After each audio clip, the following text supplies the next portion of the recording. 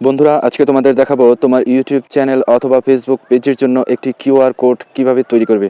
তাহলে চলো শুরু করি। এজন্য আমরা প্রথমে ফেসবুক অথবা ইউটিউব চ্যানেলে চলে যাব। আমি ইউটিউবের চ্যানেলে চলে যাচ্ছি। তাই ইউটিউব এই অ্যাপসটার উপরে টাচ করলাম। টাচ করার পরে এই যে নিচে দেখো আমার চ্যানেল লোগোটা আছে, এটার মধ্যে টাচ করলাম। টাচ করার পরে আবার এটার উপরে আরেকবার টাচ করব।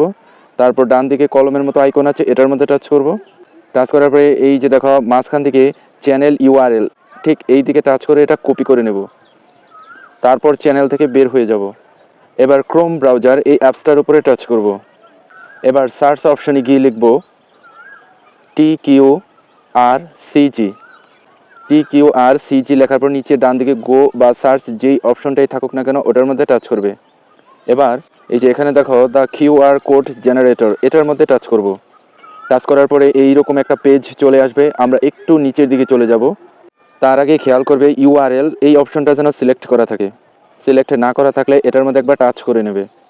একটু নিচের দিকে আসার পরে এই যে এখানে দেখো এন্টার ইউআরএল, এটার মধ্যে আঙ্গুলটি টাচ করে ধরে রাখবে এবং উপরে পেস্ট অপশন আছে, এটার মধ্যে টাচ করবে।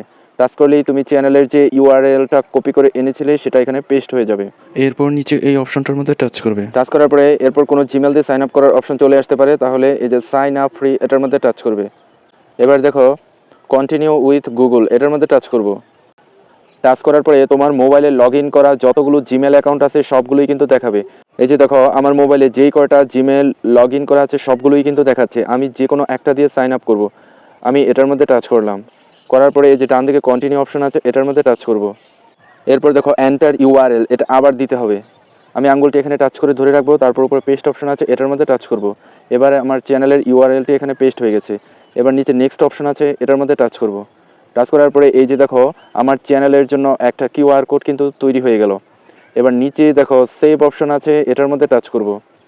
এরপর নিচে দেখো এই যে ডাউনলোড অপশন আছে, এটার মধ্যে টাচ করব। উপরে দেখো আমার কিউআর কোডটি কিন্তু ডাউনলোড হয়ে গেছে। এবার ওপেন, এটার মধ্যে টাচ করব। এই যে দেখো এটাই হলো আমার চ্যানেলের জন্য একটা কিউআর কোড। এটা আমি স্ক্রিনশট দিয়ে রেখে দেব, অথবা এটা তোমার ফাইল ম্যানেজারের ডকুমেন্ট অপশনে পেয়ে যাবে। সেখান থেকে তুমি এটা প্রিন্ট করে নিতে পারো। অর্থাৎ এই কিউআর কোডটির উপরে কেউ যদি স্ক্যান করে তাহলে সরাসরি তোমার ইউটিউব চ্যানেলে অথবা ফেসবুক পেজে চলে যাবে। আশা করি বন্ধুরা বুঝতে পেরেছো। ভিডিওটি যদি ভালো লাগে তাহলে লাইক, কমেন্ট, শেয়ার এবং সাবস্ক্রাইব করার অনুরোধ রইল।